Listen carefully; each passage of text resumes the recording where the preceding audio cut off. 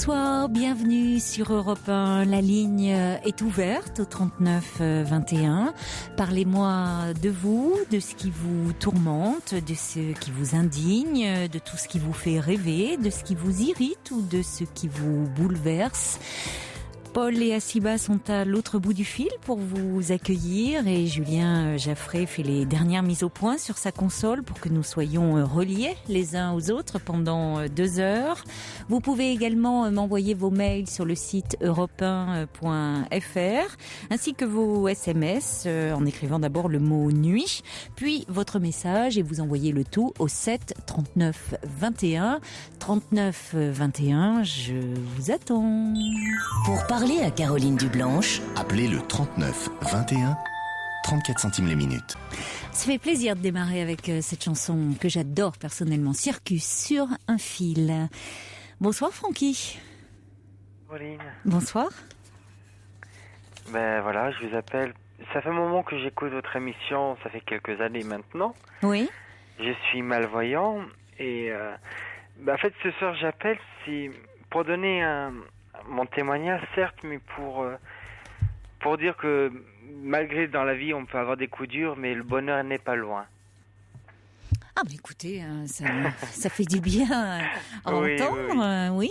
Oui. Qu'est-ce qui se passe alors, en ce moment alors dans votre vie qui vous J'ai rend rencontré- heureux? Oui, j'ai rencontré une femme. Donc je suis aumônier laïque. Oui. Hein, et donc je fais des visites dans. Qu'est-ce que dans c'est les d'ailleurs un aumônier? Parce que ça paraît au départ contradictoire, un aumônier laïque. Alors, un aumônier laïque, c'est qu'il peut donner des messes, Oui. mais le mot laïque signifie qu'il est dans la vie civile, c'est-à-dire qu'il n'est pas prêtre. Ah Vous oui, voyez d'accord. Oui. Mais ça veut dire que vous êtes croyant. Oui, bien, oui, très croyant. Oui, voilà. Non, mais laïque, voilà, j'étais. C'est comme avec les écoles privées, et Voilà, les écoles tout à publiques, fait. ça me perdait un petit peu. Donc, vous pouvez D'accord. donner des messes, mais vous n'êtes pas prêtre. Voilà, tout D'accord. à fait. Ouais.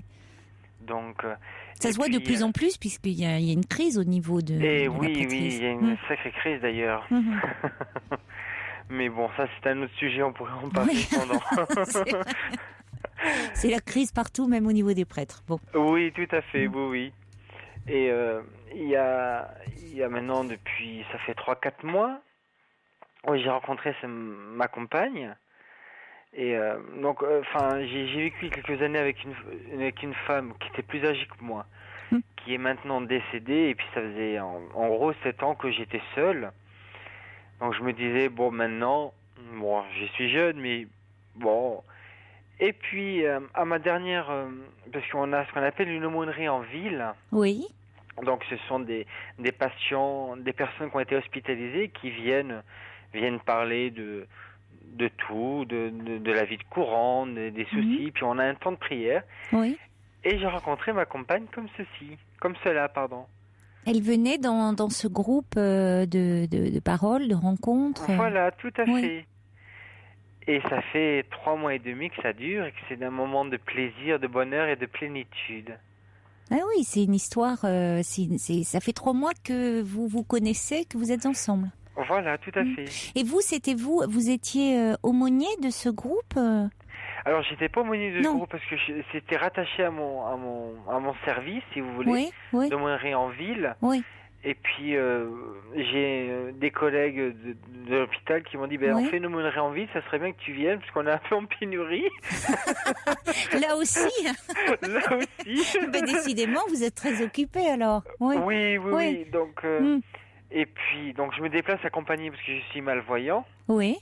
Hein, et puis, C'est puis voilà. quelqu'un qui vous accompagne. Oui. D'accord. Voilà, et puis ça fait 3 mois que j'ai vu un moment de bonheur. Mais ça de vous joie. empêche pas, malgré tout, d'être malvoyant. Vous débordez d'activités. Oui. Et c'est Oui, dans oui. le cadre de vos activités que vous avez rencontré cette jeune femme. Tout à fait. Oh, mais c'est formidable ça. Oui. Et en plus, on a aussi notre passion en commun, c'est qu'on adore les animaux. Oui. Et là, je suis un peu large de Noé parce que j'ai une maison à la campagne Oui. où j'ai 12 chats. Ah bon? Oui, j'ai ma cousine qui vit à l'année dans cette maison. Oui. Et si vous voulez, le problème, dès que je vois un petit chat ou un chien, parce que j'ai aussi pas mal de chiens, c'est que j'arrive pas à résister. Alors, ce qui fait qu'à la maison, c'est envahi d'animaux. Oui. Donc, c'est les animaux qui nous dirigent. Et ma compagne est comme moi. C'est souvent ça, hein. Après, ce sont souvent eux qui font la loi dans la maison. Mais si vous êtes à la campagne, ça va, les chats vont et viennent, ils sont en liberté. Oui. Oui. Et mais alors, c'est-à-dire quand vous trouvez un petit chat ou un petit chien abandonné, c'est ça, vous ne résistez pas, vous l'adoptez. Eh ben, c'est un peu ça. Bon, Donc, vous devez être bien occupé là, avec tous vos pensionnaires.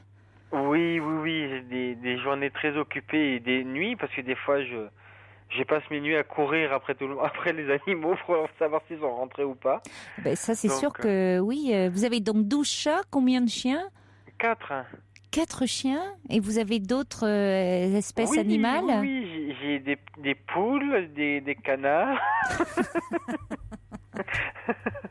Mais attention, on ne les tue pas. Hein. Oui, mais ça, oui. C'est des animaux d'ornement. Voilà, tout à fait. Ils ont de la chance, oui, ceux qui sont chez vous. Oui. Et tout ce petit monde cohabite bien? Oui. Bon, Oui. donc heureusement que vous avez trouvé une compagne qui aime les animaux, elle aussi, parce que elle aurait pu être un peu angoissée de partager sa vie avec tout ce bestiaire. Oui, tout à fait. Et puis c'est des moments vraiment où je suis bien, j'ai retrouvé une moitié, vous voyez. Oui. C'est pendant ces 7 années de célibat quelque part, où on est seul, donc on prend des petites habitudes de vieux garçon quand même. Donc vous êtes jeune en même temps, mais c'est vrai qu'on peut prendre des habitudes très vite, quel que soit l'âge. Et oui, on les prend très vite les habitudes. Donc je lui prépare des petits plats, je fais des gâteaux. Et ça a été immédiat entre vous? Ça a été un coup de foudre ou c'est plutôt vous avez appris à vous... Non, ça a été immédiat. Alors, ça a été un coup de foudre, mais l'un comme l'autre, on n'en a pas parlé. On s'est vu plusieurs fois et puis c'était un dimanche, elle m'a invité à prendre le café. Et ben depuis, on est toujours ensemble. C'est un café qui dure. Oui, qui se prolonge. On peut dire ça, oui. Oui. Un café allongé, voilà, comme me dit Julien, c'est très bien vu. Oui, avec il y a un jeu de mots derrière, mais bon, non, il l'avait pas vu tout de suite. Non, il y avait pas de malice dans ses propos au départ. Non. Bon, écoutez, je vous souhaite beaucoup de bonheur à tous les deux. Hein. Merci. Et alors les gens de l'aumônerie sont au courant maintenant de votre histoire? Bien sûr, ou vous la tenez secrète? Sûr, non, ils sont au courant, d'accord. Oui, bien sûr. Bon, vous vous acheminez vous avez des projets où c'est encore trop récent de mariage, Alors, de fiançailles. De fiançailles, vous allez faire les choses par étapes, un peu à l'ancienne, mais c'est beau. Oui. D'accord. Et oui. Et donc, j'ai fait découvrir votre émission, la station Europe 1, donc à ma compagne, et notamment votre émission que je suis fidèlement tous les soirs. Et vous continuez, malgré tout, même en étant avec elle? Bien sûr. Ah, écoutez. Et nous l'écoutons ensemble. Elle est à côté de vous? Oui. Comment s'appelle-t-elle? Bernadette. Eh bien, vous l'embrassez pour moi alors, Bernadette. D'accord. Hein? Mais merci de me rester fidèle, même en étant en compagnie de Bernadette, parce que parfois, vous auriez pu dire maintenant, je ne suis plus seule, je continue, je m'occupe un peu autrement, mais merci de rester fidèle à Europe 1 et à l'émission. Oui. Vous apportez tellement de bonheur, de joie, vous réconfortez tellement les personnes. J'ai failli appeler plusieurs fois et puis je me suis abstenu, mais c'est des moments d'échange où chaque personne qui appelle, on se retrouve quelque part dans les conseils que vous pouvez apporter. Et puis dans les expériences que les personnes peuvent nous transmettre. Mais en tout cas, il y a Laure qui dit merci pour ce beau témoignage. Qui dit, elle dit un café gourmand finalement en quelque sorte que vous avez partagé. Oui, c'est vrai, c'est joli. Et il y a Poupi qui dit merci profondément de nous avoir donné un petit instant comme ça de bonheur, de l'avoir partagé avec nous. Voilà, parce que cette émission c'est aussi ça. On partage des peines, souvent du chagrin, mais aussi des moments de bonheur. bonheur. Donc n'hésitez pas, 39 21, et on vous souhaite vraiment le meilleur à vous deux. Je vous embrasse, Francky. Merci, ainsi Caroline. que Bernadette, et puis une caresse à tous vos petits protégés là. Hein. D'accord. Merci, Caroline. Au revoir. Au revoir, Caroline. Pour dialoguer avec Caroline Dublanche, envoyez nuit suivi de votre message par SMS au 7 39 21. 50 centimes plus coût d'un SMS. Bonsoir Nathalie. Bonsoir Caroline. Bonsoir. Je suis ravie de vous entendre. Ça fait un peu plus d'1 an que je vous suis en podcast majoritairement, Oui. et même à l'étranger cet été, je vous ai écouté, donc avec grand plaisir. Ah bah merci, donc, alors on vous accompagne comme ça à l'étranger et en Tout à podcast fait. parce que c'est un peu tard le soir pour... parce que c'était pour plus vous. facile pour moi. J'étais Oui. en Afrique à plus de 6000 km, donc c'était plus facile en podcast. Vous étiez partie pour des vacances ou... Oui, pour D'accord. rejoindre mon ami actuel. Donc on va en parler un petit peu. Alors moi je vous appelle, c'est la première fois, donc je suis un petit peu intimidée. En fait, je souhaitais recueillir votre avis sur une situation que je qualifierais un petit peu de singulière avec mon médecin psychiatre. Et je suis un petit peu la désorientée, c'est-à-dire que ça fait 2 ans et demi que je suis en thérapie avec ce médecin psychiatre qui m'avait été conseillé parce que j'allais vraiment pas bien du tout. En fait, et je traversais une période assez tumultueuse dans ma vie, et puis donc il m'a accompagnée, j'ai envie de dire soutenue pendant cette période compliquée, Oui. qui était à la fois côté personnel et puis professionnel après par la suite. Donc c'était un petit peu compliqué. Donc au départ c'était des problèmes de couple et qui m'ont amené d'ailleurs à décider de divorcer, avec une ambiance familiale délétère et 2 enfants qui étaient en souffrance dans cette ambiance assez terrible. Donc toujours pendant ces 2 ans et demi où ce médecin psychiatre m'a accompagnée, j'ai aussi fait un burn-out suite à cette situation, donc personnelle et puis professionnelle aussi qui était compliquée. Donc j'étais absente de mon travail pendant 9 mois. Et puis voilà, donc je suis revenue à temps partiel dans un premier temps et maintenant à temps plein. Et donc en fait, donc je vous dis, ce médecin a vraiment été pour moi une vraie béquille. Enfin, je lui avais donné d'ailleurs un petit surnom, je l'appelais Transformer parce que je trouvais qu'il m'avait vraiment aidé à me révéler, enfin à mieux me cerner, à mieux me comprendre. Et puis donc voilà, donc après mon divorce, j'ai fait la connaissance d'un premier homme, avec qui ça n'a pas duré, et puis ensuite d'un autre homme qui est parti travailler en Afrique, donc la personne que j'étais retrouvée cet été. Oui. Et avec qui la relation d'ailleurs continue, malgré l'éloignement. C'est pas facile, mais bon, pour l'instant ça se normalise bien. Et puis toujours est-il que début août, justement, à ma grande surprise, donc lors d'une séance avec mon médecin psychiatre, j'ai souhaité aborder un sujet. Et en fait, il est pour ainsi, enfin, j'ai pas trop compris. Pour moi, il est parti en live. Enfin, excusez-moi la familiarité. Ouais. Mais c'est-à-dire que j'ai souhaité aborder en fait le narcissisme exacerbé de ma fille et mon inquiétude par rapport à cet état-de-fait. Et en fait, il m'a répondu très sèchement et avec beaucoup d'agressivité. Donc au départ, j'ai vraiment eu un moment de surprise parce que, enfin voilà, j'étais très désorientée. J'ai cru que c'était une plaisanterie, je vous cache pas au début. Et puis finalement, non, pas du tout. Alors, ses propos ont été très très durs, que moi je qualifierais de très durs. Il m'a dit que je tenais des propos d'une crétinitude sans nom. Ah bon ? Alors j'ai voulu le reprendre sur le côté crétinitude des jeux de mots avec une personnalité politique, en lui disant non, des crétinités. Oui. Donc moi j'ai souri au départ. Oui, vous gardiez votre humour malgré tout. Oui. Et puis après, il a continué, il a dit que j'avais un raisonnement digne d'une limace.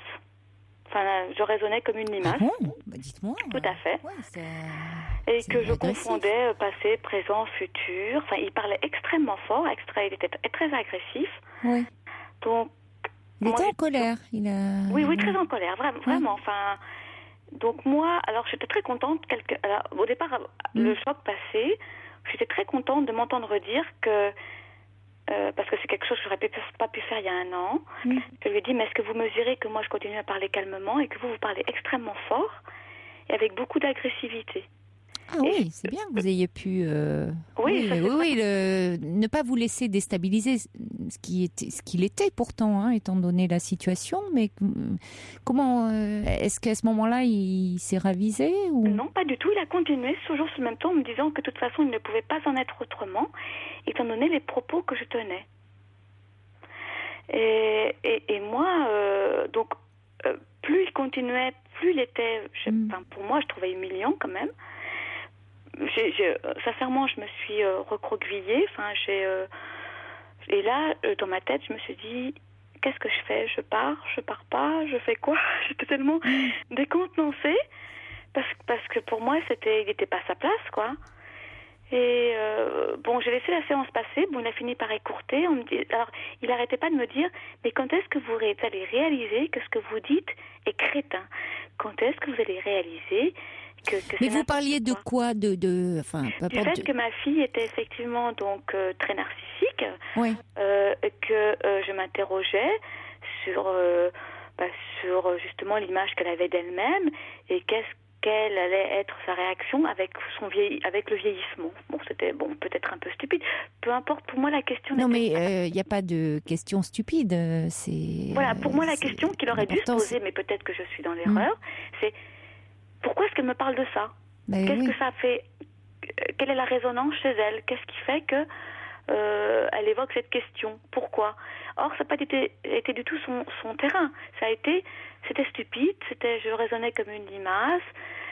Enfin voilà. Donc, oui, c'est très. Il y a un côté très très humiliant, très très dévalorisant. Enfin. Oui, tout à fait. Donc la séance s'est terminée finalement assez rapidement parce que moi je ne savais plus quoi dire, parce que pour moi je ne voyais pas ce que je pouvais dire. J'avais tellement peur de son jugement que j'étais totalement... Et il n'avait jamais eu ce comportement-là, cet accès d'humeur? Une fois, et je lui avais dit d'ailleurs la fois d'après en disant que je ne pourrais pas supporter qu'il recommence. Je lui avais dit que j'avais été très déstabilisée et je me souviens plus, comme quoi on gomme un petit peu les choses. Je ne me souviens plus.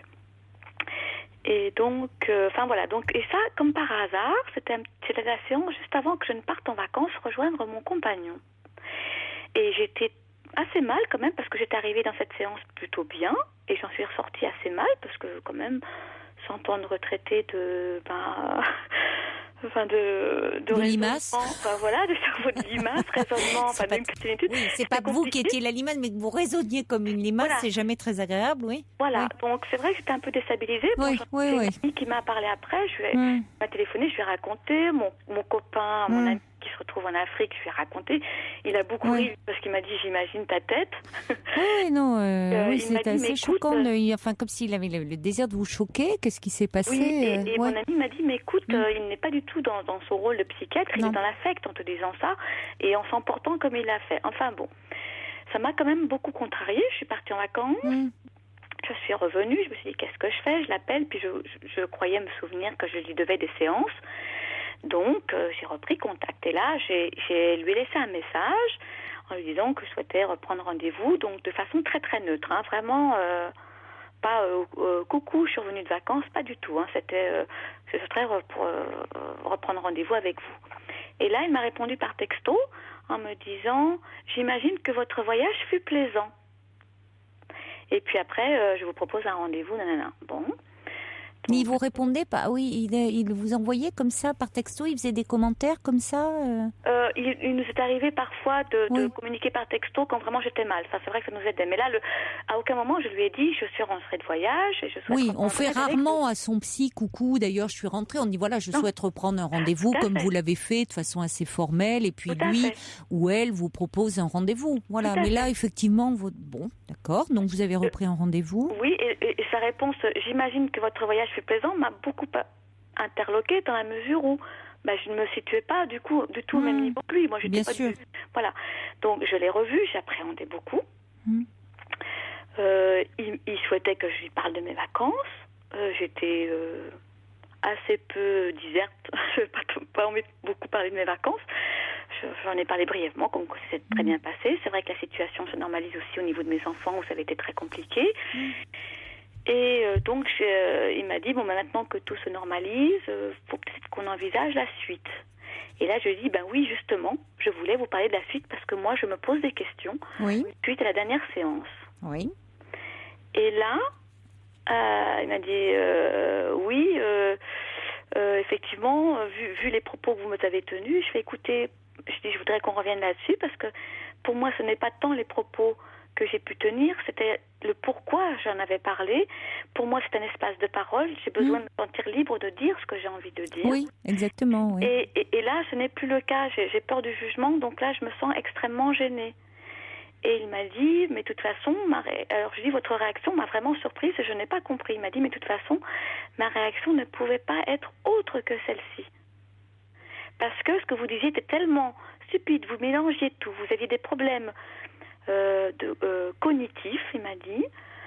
Et il m'a dit d'ailleurs, il faudrait, si on continue ensemble, il faut travailler là-dessus, sur ces problèmes cognitifs. Vous êtes quelqu'un de buté, vous vous êtes renfermé, et il faut travailler là-dessus. Et je lui dis, mais écoutez, comment voulez-vous que ma réaction puisse être autre ? Vu ce que vous m'avez dit, moi j'aurais voulu que vous cherchiez à comprendre pourquoi je vous parlais de ce sujet-là, et ce qui faisait résonance chez moi. Et il m'a dit, mais c'était un psychodrame. Et si on doit continuer ensemble, il y aura d'autres psychodrames. Mais qu'est-ce qui était un psychodrame ? Eh bien, le fait qui me pousse, enfin, de ce que j'ai compris, ce qui me pousse dans mes retranchements. Oui, mais le psychodrame, c'est une technique de thérapie. Or, le psychodrame, on est en général à plusieurs, où l'un joue le rôle. Les règles sont clairement posées dès le départ aux différents protagonistes. C'est-à-dire que ces techniques de psychodrame, généralement, c'est en groupe et avec il y a un ou deux thérapeutes et les participants vont interpréter. Si vous voulez, il y en a un qui demande, voilà, parce qu'il, par exemple, supposons il a des problèmes relationnels avec son père, et il y en a un des participants qui va jouer le père et l'autre participant va jouer le fils ou la fille. C'était ma conception, effectivement. C'est ça, mais là, un psychodrame entre... Alors après, il peut l'employer au sens où on vulgarise le terme psychodrame en disant, vous savez, on le dit dans la vie courante maintenant, on ne va pas en faire un psychodrame. Mais dans les faits, il n'entend pas que vous avez été blessé par ces propos et par le fait que vous ne vous sentez plus libre de parler puisque vous vous sentez jugé. Absolument, c'est ce que je C'est ça qui est important. Donc il ne répond pas. Finalement, il ne répond pas. Il vous renvoie à votre personnalité, encore une fois, en portant en jugement, en disant que vous êtes buté. Voilà, donc il me dit que je suis butée, que du coup j'ai des problèmes cognitifs, du comportement, et qu'il faut que je travaille dessus. Donc, moi, oui, mais vous n'êtes pas là pour passer des tests. Enfin, oui, vous n'étiez pas venu pour ça. Enfin, vous voyez, là, il utilise du coup même quelque chose. C'est autour de la réflexion. C'est votre réflexion qui pose problème. Enfin, vous n'êtes pas là. Parfois, c'est vrai que c'est le propre quand on est en difficulté sur un sujet. Oui, on a tendance à raisonner un petit peu en boucle et à avoir du mal à entendre autre chose. Mais comme vous dites, pourquoi c'est pour ça qu'on se répète souvent. C'est pour ça que parfois, d'ailleurs, pour le thérapeute, ça peut être un peu fastidieux. Mais enfin, c'est son métier. Alors, que le thérapeute, par moment, puisse dire qu'il ne partage pas le point de vue, que peut-être il faut faire attention. On peut être amené à dire attention par votre attitude ou votre comportement. Vous êtes à côté, c'est pas adapté. Vous voyez, vos propos, vos comportements sont pas adaptés parce que ça peut blesser d'autres personnes. Faire entendre un peu le point de vue de l'autre, on peut le faire, même si à un moment on estime que peut-être le comportement de la personne que l'on a va porter préjudice à autrui ou à lui-même dans certaines situations. On peut être amené à lui dire, pas sur le mode du jugement, mais pour lui dire certaines choses qu'il a peut-être pas tellement envie d'entendre, mais à lui dire, mais en restant, si vous voulez, assez mesuré. Oui, donc moi j'ai évoqué parce qu'il m'a dit oui, j'ai peut-être été un petit peu dure, mais en même temps, les choses devaient être dites. Et moi, je lui ai dit, mais est-ce que vous vous souvenez des propos que vous avez tenus ? Et moi, je lui ai donc rappelé les propos. Il me fait, oui, enfin, si vous n'avez retenu que ça, Je dis, quand même. Mais c'est bizarre parce que, comme le disent, par rapport aux troubles cognitifs, donc les troubles de la pensée, du raisonnement, si vous voulez, c'est vrai que comme le dit Brigitte, vous êtes là quand vous présentez la situation. Alors après, dans la façon dont vous présentez les faits, vous êtes très claire, très précise dans le développement de votre pensée. Bon.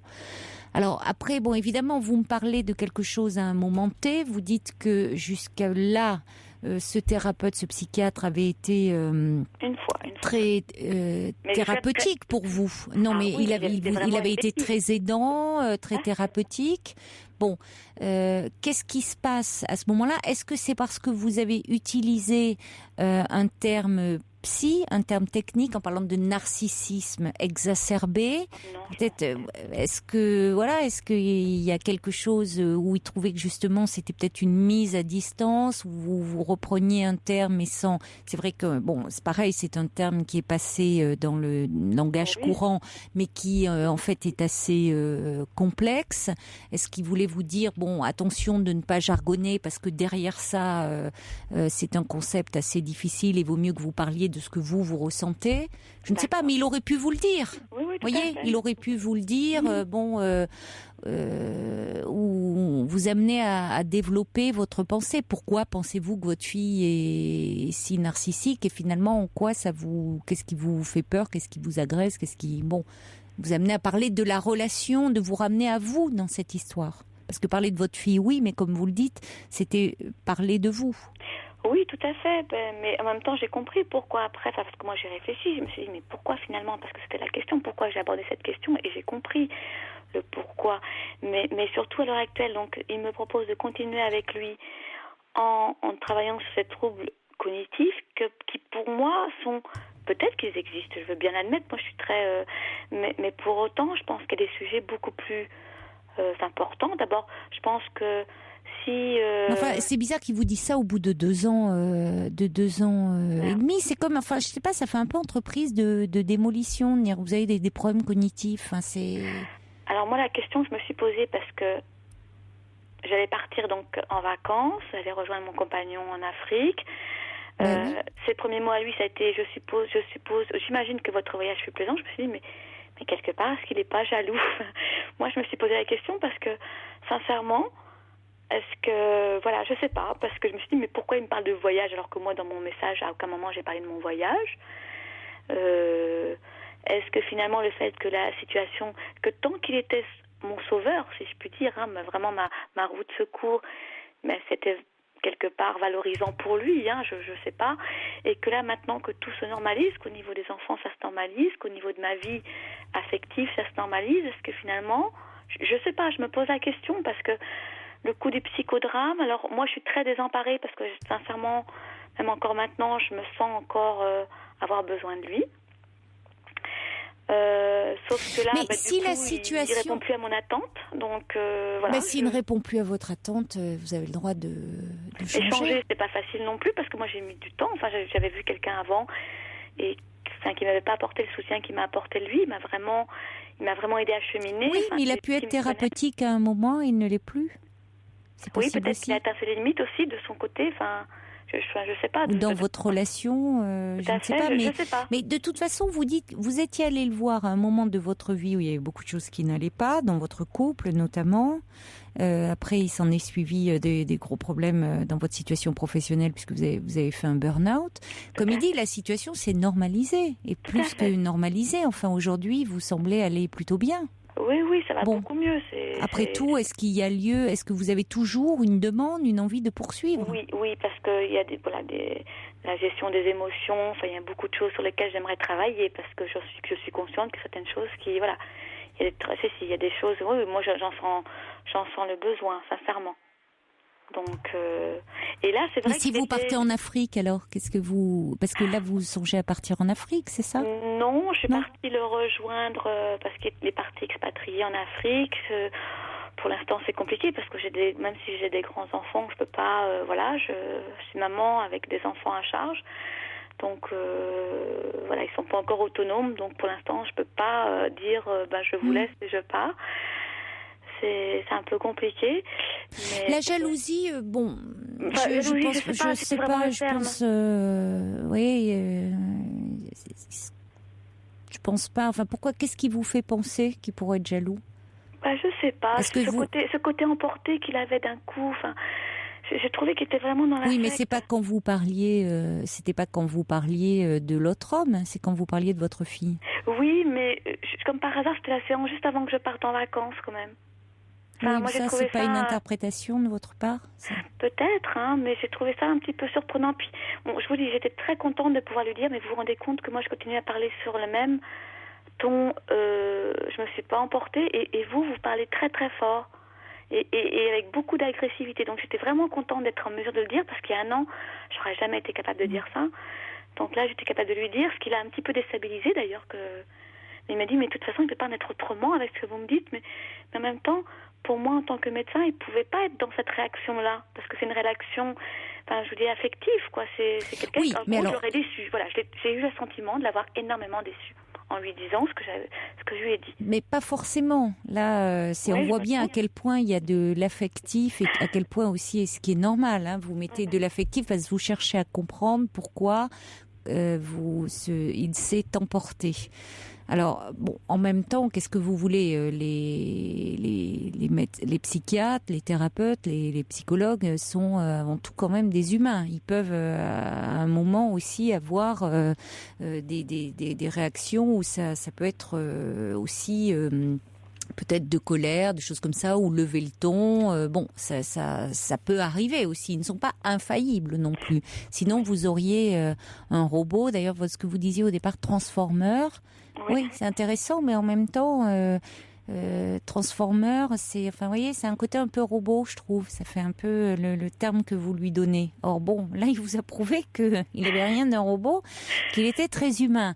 Alors évidemment, vous n'allez pas en thérapie de la part du thérapeute. On attend qu'il y ait de l'empathie et de la bienveillance, et pas qu'il vous dise que vous raisonnez comme une limace. Bon, donc c'est-à-dire qu'à un moment, il peut vous dire que peut-être vous êtes dans l'erreur. Tout est dans la manière de le dire. Voilà. Vous voyez, là, c'est vrai que c'était choquant. Il y avait quelque chose de choquant. Bon, maintenant, ce qui est embêtant, c'est que vous n'ayez pas pu moi, ce que j'entends, mais après, j'ai votre point de vue, lui, on a toujours un point de vue, Bien je sûr. ne sais pas ce que lui pourrait en dire, c'est que quand vous parlez de ce que vous ressentez, de ce que vous éprouvez, est-ce que vous lui avez dit, au fond, que ça vous a blessé? Parce que vous reprenez les faits, mais est-ce que vous lui avez dit ce que vous ressentiez, ce que vous éprouviez? Parce que lui vous ramène à un discours presque d'expert en disant, là, de façon un peu péremptoire, vous avez des problèmes cognitifs. Et quand bien même, j'ai envie de dire, quand bien même vous auriez des problèmes cognitifs, c'est justement, ça serait pas une raison pour vous dire que vous raisonnez que c'est complètement crétin. Vous voyez, c'est là où c'est complètement paradoxal.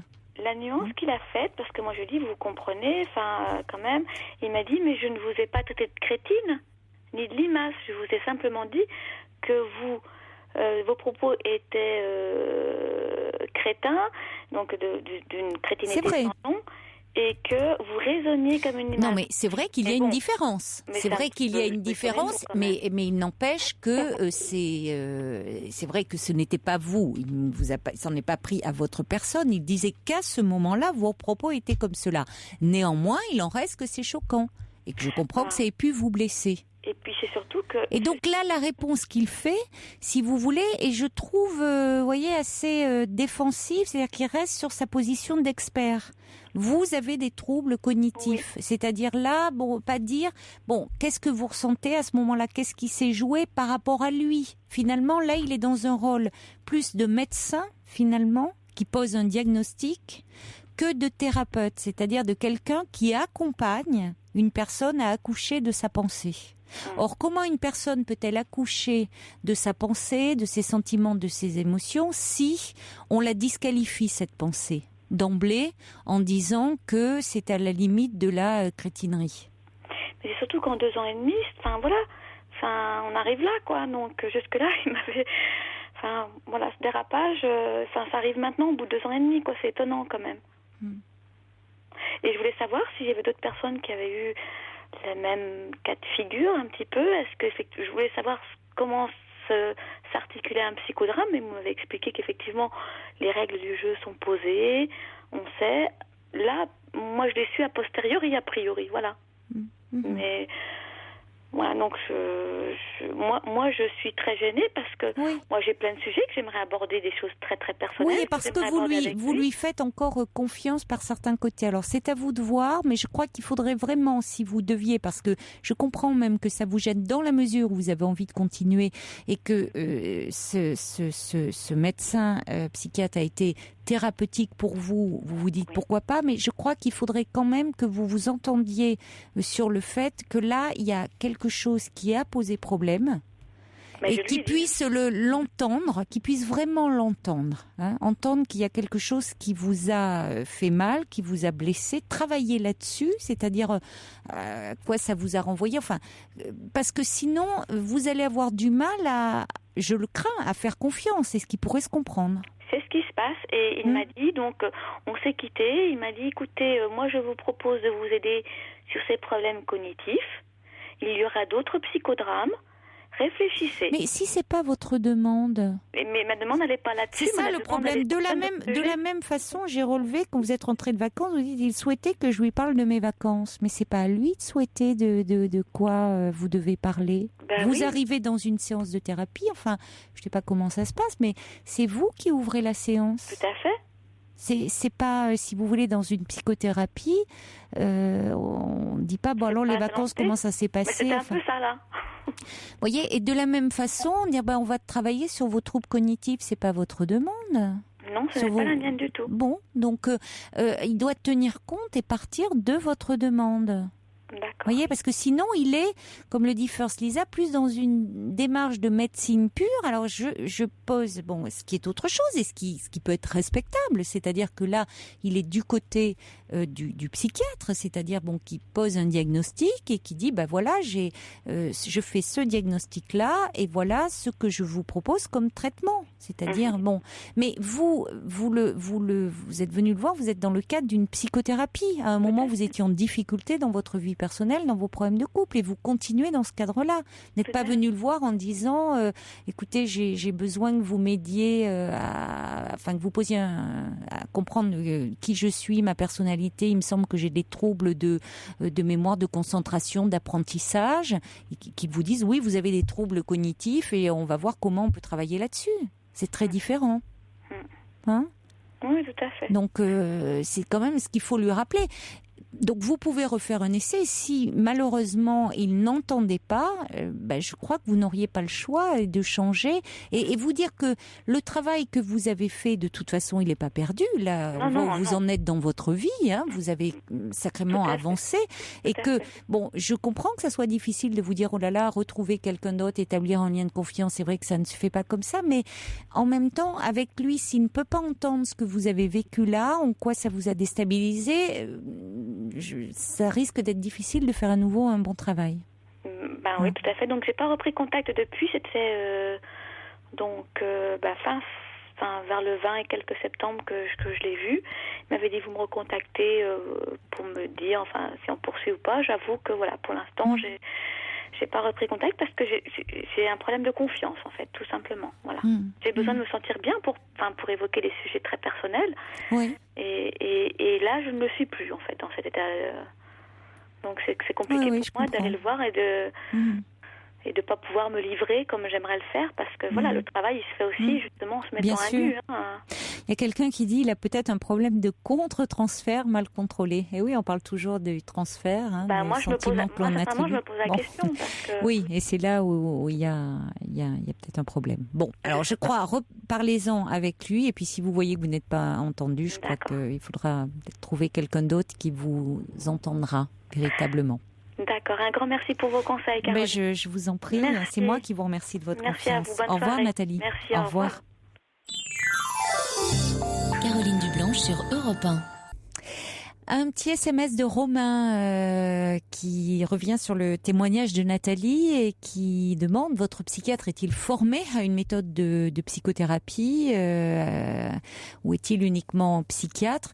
Et j'ajouterais, en a-t-il fait une lui-même? A-t-il fait un travail sur lui? C'est une question vraiment importante, Romain, vous avez raison, parce que le problème, c'est que le savoir théorique ne suffit pas. Il est important d'avoir fait un travail sur soi pour ne pas être débordé par les émotions d'autrui, et pour que ça n'entre pas trop en résonance avec notre propre histoire, et pouvoir faire la part des choses. C'est ce que dit quelqu'un aussi, un autre texto qui arrive, qui dit: s'il n'a pas fait un travail profond sur lui-même, sur ses propres émotions, sur son propre vécu, votre travail avec lui trouvera rapidement ses limites. Bonsoir Sébastien. Oui, bonsoir Caroline. Bonsoir. Bravo pour votre émission, ça va? Merci, oui, ça va bien, et vous? Oui, ça va. Je voulais parler de mon père là. Oui. De mon père qui est violent, parce que là, j'en peux plus, parce que j'ai plus quoi faire. Qu'est-ce que vous pouvez me conseiller en fait? Parce que là, je suis... Il est violent, il s'en prend à vous physiquement? Oui, il s'en prend à moi, parce que bon, Oui. c'était un rapport ce matin là. Oui. Et ce matin, bon, moi j'ai pris un cadre pour mettre un clou, parce qu'il fallait retaper les cadres, des vieux cadres. Et j'ai mis un clou, et il a commencé à taper une crise de nerfs. Après il m'a dit: viens, on va remplir la remorque, mettre les morceaux de bois dans la remorque. Je dis: ah ça non. Moi j'ai dit: ah ça non. La façon comme tu me parles, tu n'as pas à me parler comme ça. J'ai dit: ah ça non. Et après moi j'ai fini par céder. Bon voilà. Hein. Mais bon, j'ai pas rempli la remorque entièrement, hein, parce que bon, les morceaux de bois, hein, voilà. Parce que moi j'ai pas. C'est. Il a toujours été comme ça avec vous? À l'époque, moins. À l'époque, quand j'étais adolescent, moins. Mais maintenant, c'est de pire en pire. Quel âge avez-vous, Sébastien? 30 ans. Mais 30 moi, ans. comment voulez-vous que je parte de la maison? Hein, je suis coincé, je peux pas. Pourquoi? Parce que moi, parce que bon, j'ai pas beaucoup d'argent en ce moment. J'ai pas beaucoup d'argent. J'ai Oui. pas les moyens pour trouver un appartement. Hein. Oui. Qu'est-ce que vous croyez que c'est facile? Non, C'est pas facile. non, j'ai pas dit ça. Vous travaillez avec lui ou Ah oui, je travaille, oui. vous travaillez, mais vous travaillez avec votre père ou vous avez un travail Oui, en il est dehors? agriculteur et apiculteur. Bon, il fait les deux en même temps, en fait. Hein, il fait les deux travails. D'accord. Donc vous l'aidez dans ce travail-là? Ouais. Ah, Ouais. oui. Parce que là, moi, je sais aller voir la gendarmerie, tout ça. Alors, il m'a envoyé chier. Moi, je dis: ah, mais écoutez, monsieur, non, on peut rien faire. Hein. Nous, s'il y a la violence, si votre père est complètement en pleine crise, là, bon, on intervient, tout ça. Mais sinon, je dis: venez pour lui faire un sermon, tout ça. Mais ils n'ont pas voulu en être. Hein. Alors, un autre gendarme qui est venu, en face de moi, il m'a rembaillé. Alors moi, j'ai dit, pas en face de lui, mais quand j'ai fait quelques mètres, j'ai dit, connard. Moi, j'ai dit, parce que c'est vrai que moi... Vous êtes seul avec lui? Votre mère n'est pas présente? Non, si, ma mère, si, elle est là, mais... Et ce matin, il jetait des pierres, tout ça, il commençait à casser mes DVD, tout ça, et ma mère, et heureusement, ce qu'elle a fait, ma mère, elle a réussi à prendre la prise de mon ordinateur, et mon lecteur DVD, elle a pris son poste à elle aussi, elle a tout cassé, parce il était en pleine crise, hein, parce que ce matin... Mais il a souvent des crises comme ça? Ah oui. Des fois, de temps en temps, mais il est très dangereux, je dis bien très dangereux. Oui. Parce qu'il a double visage tranchant. Il est gentil avec les gens étrangers quand il vient, des gna des sourires là, par devant et par derrière, tac. Voilà. Ah bon, c'est vrai qu'il a des qualités, mon père.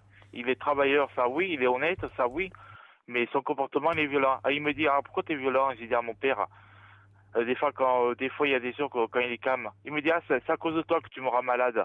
Mais j'ai dit: ah, mais attends, je sais que moi, c'est pas une raison de t'apprendre la terre entière. Hein. Ce n'est pas une raison de t'apprendre la terre entière. Hein. Oui. Je sais qu'il a des problèmes, il a d'autres problèmes avec sa maison, tout ça, qu'il y a une fente, tout ça. Mais c'est pas une raison de s'apprendre au monde entier. Oh. Oui. Non, mais attendez. Vous êtes le seul fils, Sébastien? Non, non, j'ai une Francine qui s'appelle Véronique. D'accord. Ne donnez pas trop de prénoms pour qu'on puisse Oui, pas excusez-moi. vous identifier. Et votre sœur, elle vit toujours avec vous? Non, Elle est elle partie. Elle est partie en 2008, en décembre Ouais. 2008, et bon, elle est née en 74, et moi, on a 8 ans. Elle est au courant de ce qui se passe là. Oui, oui, elle était au courant, oui, elle expliquait. Alors moi, j'ai expliqué, je l'ai appelé en début d'après-midi. Elle me dit, ah, mais t'es qu'à partir. Mais j'ai dit, ah, mais attends, toi, c'est facile à dire, toi. Toi, tu vis dans une maison, toi, tu payes ni l'eau, ni l'eau, ni l'électricité, ni le gaz, Oui. ni les impôts, ni rien du tout. Et c'est ton compagnon qui paye tout, hein. Et Mm. que toi, qu'est-ce que tu payes, à part la réparation de ta voiture, ton assurance, et la bouffe, et les habits de ton gamin, c'est tout, hein. Ouais, moi, je me suis pas gêné de le dire en pleine figure, hein. Elle ne comprend pas, ça. Et votre mère est-ce qu'il est violent avec votre mère également?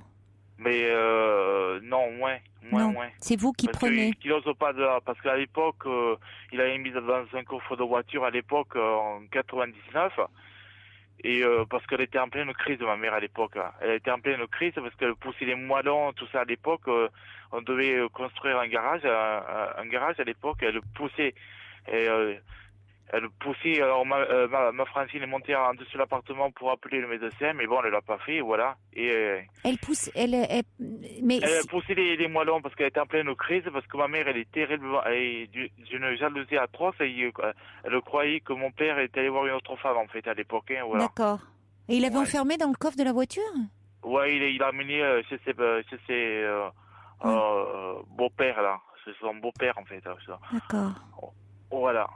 Voilà. Mais auprès de qui vous pourriez trouver un soutien? Il n'y a pas quelqu'un de la famille qui pourrait Moi, prendre un peu votre défense, parler à votre père? Il y a pas, vous n'avez pas des oncles Non, qui moi j'en pourraient ai le parlé résoudre? au médecin, Voilà, au médecin traitant. J'en ai parlé au médecin traitant. Là, j'en ai parlé à mon père. J'ai dit, écoute, il faut que je te parle. Alors, il était en train de se déshabiller pour aller se coucher. Alors, il était en train de s'asseoir. J'ai dit, écoute, voilà, j'ai parlé au médecin. Il m'a dit, fous le cas. Mais d'une violence, d'une violence comme ça. Il m'a dit, je peux te voir, dégage. Bon, c'est pas... Il boit, votre père? Il a tendance à s'alcooliser ou pas? Alors, honnêtement, non, il boit pas d'alcool. Il boit du, comment on appelle ça, il boit pas de l'alcool, c'est, comment on appelle ça, putain. Du vin? C'est de la liqueur, voilà, de la liqueur. De la liqueur, d'accord. De la liqueur, c'est fait maison, en fait, hein. C'est fait maison. Ouais. Mais il achète jamais de l'alcool. Du pastis, il en boit jamais. Rarement, à part s'il y a un invité, voilà, un truc comme ça, voilà. Mais et le médecin, il suit votre père aussi? Le médecin qui vous en avait parlé? Honnêtement, non. Mais qu'est-ce qu'il a dit, le médecin? Est-ce qu'il pourrait pas venir? J'en ai parlé à mon médecin traitant. Oui. Et vous avez bien fait. Pardon? Vous avez bien fait, parce que le médecin pourrait être un bon interlocuteur. Oui, voilà, mais moi, je veux dire, son comportement, il est violent, tout ça, il est dangereux. Alors, peut-être qu'il est violent parce qu'il m'a dit, peut-être qu'il est mal dans sa peau parce qu'il a un mal-être, qu'il est mal dans sa peau. Oui, d'accord, mais enfin, en même temps, c'est pas à vous de subir. Bien sûr, vous avez entièrement raison. Mais c'est pas le médecin. Vous n'avez pas le même médecin, votre père et vous. Je sais pas qu'est-ce qu'il a comme médecin. Il n'en a pas de médecin. Il n'est pas suivi, votre père? Ben, je pense qu'il est allé faire une prise de sang, mais je pense que je sais pas. Pas trop. Il va pas trop voir le médecin, quoi. Non, rarement, parce que moi j'ai parlé de mon cas, tout ça. Et qu'est-ce qu'il vous a conseillé, le médecin? Oui, il m'a dit de partir de la maison, mais moi, comme j'ai dit, moi je n'ai pas les moyens. Alors il m'a dit d'aller, et alors, il m'a dit, tu as qu'à aller chez ton oncle, parce qu'il me tutoie, il m'a connu tout petit, le médecin. Il m'a dit, tu as qu'à aller chez ton oncle, passer une semaine chez ton oncle. Et ça serait possible, ça? Ben, je sais pas, parce que bon, moi, je suis pris entre deux feux. Bon, il y a la maison de ma mère, travailler aussi, parce que ma mère, si elle va passer quelques jours, mon père, lui, il a un défaut. Il sait pas se faire bouffer. Il sait pas faire la cuisine. bon, je veux dire, il sait pas faire la cuisine, il sait pas faire le lavage, il sait pas faire la vaisselle. Oui. Alors, il y a 3 défauts. Bon, par contre, pour le reste, ça, il est bon, et ça, il est droit et honnête. Bon, travailleur, ça, oui. Ça, Oui, il a mais des qualités. votre père, il a besoin de vous pour son travail. Vous l'aidez. Oui, non, ça, oui. Mais ma mère a besoin de moi aussi pour nettoyer sa maison, parce que bon, je lui dois bien ça, parce que bon, ce qu'elle a fait, elle a fait un joli geste l'an dernier. Elle a payé les implants et les couronnes pour mes dents. Alors, c'est pour ça que bon, je le dis et je le fais jamais. Et c'est pour ça qu'il faut que je le fasse. Oui, mais pour autant, parce que vous dites qu'il est violent et qu'il peut être dangereux. Qu'est-ce qu'il vous a fait, votre père, qui vous fait craindre qui vous fait avoir peur de lui? Ah, mais moi, il est dangereux, ça c'est clair, hein. Il est dangereux, il me dit, ah, mais c'est à cause de toi que tu me rends malade, décide là. Mais je dis, mais attends, pourquoi je te rendrais malade? Attends, mais on peut pas laisser le Je crois raisonner. qu'à un moment, c'est vrai qu'il faudrait trouver une solution pour pouvoir quitter la maison, parce que cette situation est invivable pour vous et c'est vous qui risquez d'être malade. On va continuer à en parler après le journal de minuit. Hein. Ne raccrochez pas, on continue à se parler dans quelques minutes, Sébastien. Merci d'écouter Europe 1. Il est minuit et le journal est présenté par Laurence Gontier. Bonsoir Laurence.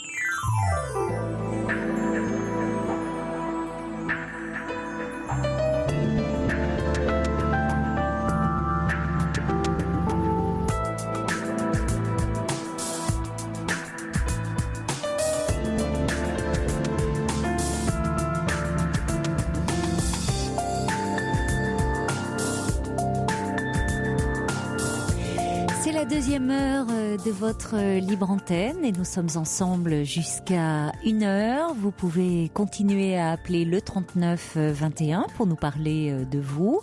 Vous pouvez également m'adresser vos mails sur le site europe1.fr ou par SMS au 7 39 21 en les commençant par le mot nuit. On va retrouver Sébastien. Alors Sébastien, vous êtes très démuni par rapport à la violence de votre père. Vous avez 30 ans, vous travaillez et vous vivez encore avec lui et votre mère. Donc vos parents sont agriculteurs et apiculteurs. Donc comment ça se passe? Il vous verse un salaire? Oui, il me paye. Il me paye, mais bon. Mais bon, vous savez, bon là, comme j'ai pas trop les moyens pour me payer un appartement, là, malheureusement, hein. Ouais. Faut faire avec. Et vous aviez fait une formation ou pas particulièrement? Non, j'ai pas fait de formation, mais entre tout, c'est mon père qui en partie responsable, parce qu'à l'époque, moi, il y a tout, hein. Oui. Problème de langage, parce que bon, l'orthophonie, c'est lui qui a arrêté l'orthophonie, et à l'époque, bon, c'est lui, et bon.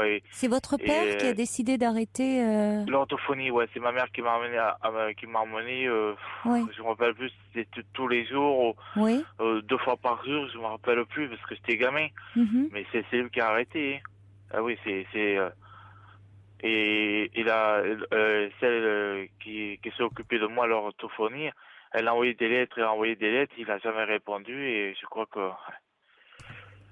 voilà, le résultat, bon, maintenant c'est pas... Le résultat, attendez, vous exprimez bien, hein, Sébastien, il faut quand même... Ouais. Mais oui, vous voulez dire que déjà, il n'a rien fait pour vous aider, pour vous soutenir, déjà de tout petit, d'enfant dans votre scolarité. Il était déjà très dur avec vous et... Très dur. Pas physiquement, mais on voit bien que le fait, pourquoi vous faire arrêter les séances avec l'orthophoniste alors que ça vous faisait certainement beaucoup de bien.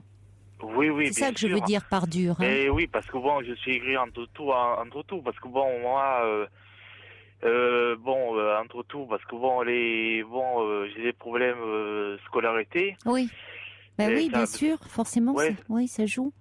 Ouais, parce que bon, ça me rend aigri, et ça, j'ai cette haine envers moi. Hein. De quoi? De ne pas savoir lire et écrire?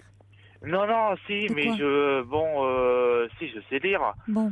Mais j'ai des problèmes pour compter. Alors ça me... Oui. Alors, il me dit que c'est la faute de ta mère, c'est elle qui t'a transmis la maladie, l'épilepsie. Bon, est-ce que ça y fait aussi un peu, non? Vous savez pas? L'épilepsie sur vos difficultés? Oui.